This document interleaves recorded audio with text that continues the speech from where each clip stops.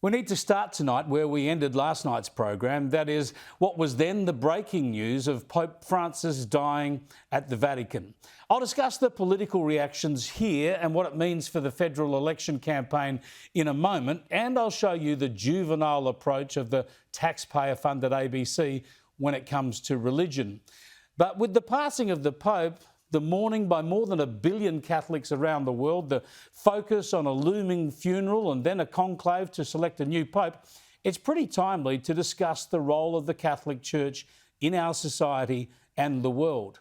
Pope Francis himself was clearly conscious of the troubled times the Church has experienced in recent decades, with horrible breaches of trust by priests exposed in various parts of the world, including here in Australia.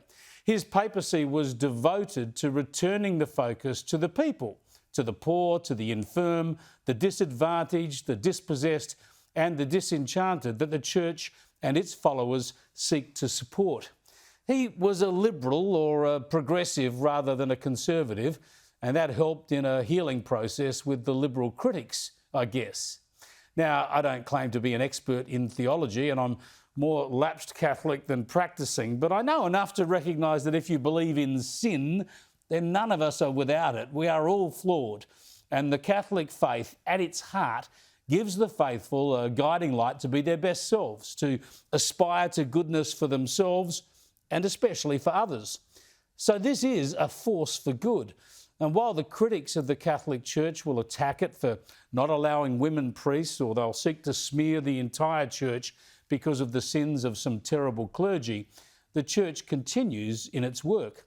No one should ever downplay the errors and the problems, and Australia's own Cardinal George Pell paid a heavy price for standing at the front and attempting to tackle these crimes and provide assistance for victims. But it is timely also to look at the benefits, of course, of the Catholic Church, what it delivers for everyone, not just its adherents. In the macro, the Church has an enormous role in global affairs. It was Stalin who reportedly mocked the Pope. How many divisions does he command? But we saw decades later, under Pope John Paul II, that a Pope can be a central figure. He helped to bring about the demise of communism in the Soviet Union, bringing down the Iron Curtain and spreading freedom. I was lucky enough to join an audience with John Paul II, a giant of world history. Pope Francis was less active in strategic issues, but nonetheless pushed hard for peace in Ukraine. Indeed, the only Australian cardinal now is a 40-year-old Melbourne bishop, Mikola Bishok, who was born in Ukraine and is on a pilgrimage overseas and will now continue on to be a voting member in the conclave at the Vatican. In a statement, Cardinal Bishop said Pope Francis was a pope of peace. In a world devastated by war, he called for peace and justice. I am grateful for the late Holy Father's frequent appeals for a just peace in Ukraine and for the efforts of the Holy See that he oversaw, known and secret, that in some way helped bring relief to the imprisoned and the suffering. Elsewhere, it may well be the Catholics bravely keeping their faith alive in China that could one day help to win more civil rights in that communist country. In the micro, the work the Catholic Church does around the world, especially educating and caring for the disadvantaged, is immeasurable. My education started with the Josephites and continued with Jesuits and Christian brothers. Don't blame any of them.